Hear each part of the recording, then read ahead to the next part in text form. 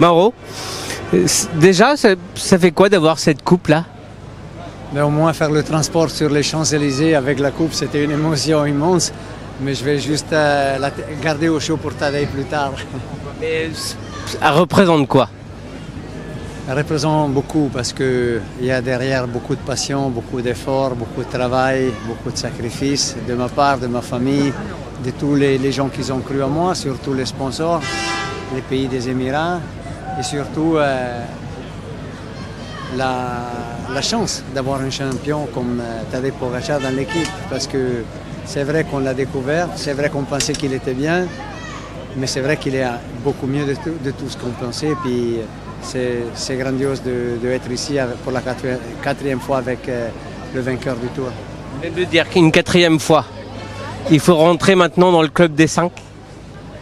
Oui, ça c'est vu qu'on est là, pourquoi pas au moins y essayer. Ça va être toujours un challenge parce que les adversaires ils sont beaucoup plus forts. Et cette année, on a encore réussi et il faudra qu'on revienne parce que c'est un bon objectif le prochain des 5 tours. C'est quoi le sentiment là, Mauro?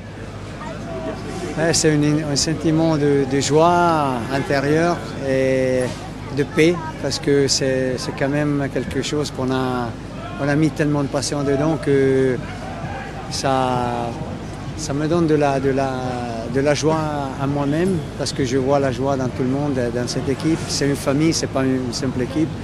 On travaille avec le respect de chacun et c'est pour ça qu'on fonctionne, c'est pour ça que ça va bien, c'est parce que tout le monde s'aime bien.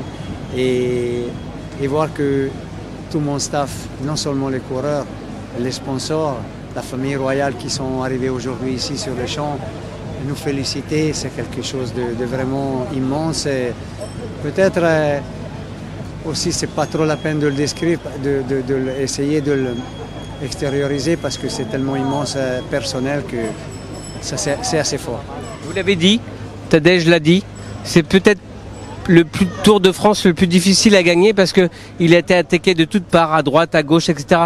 Donc la question que j'ai envie de vous poser, est-ce qu'il est capable d'avoir l'énergie de faire la Vuelta? Mais ça, je crois qu'on va le voir dans les prochains jours. Il faut bien réfléchir au futur de Tadej Pogačar. Peut-être ça peut être une solution, mais il faut vraiment qu'on réfléchisse bien là-dessus et puis on décidera avec calme au bout de quelques jours. Est-ce qu'il n'y a pas un sentiment de fierté de l'avoir découvert quand il avait 18 ans, comme vous l'avez dit, au soir de la Plagne?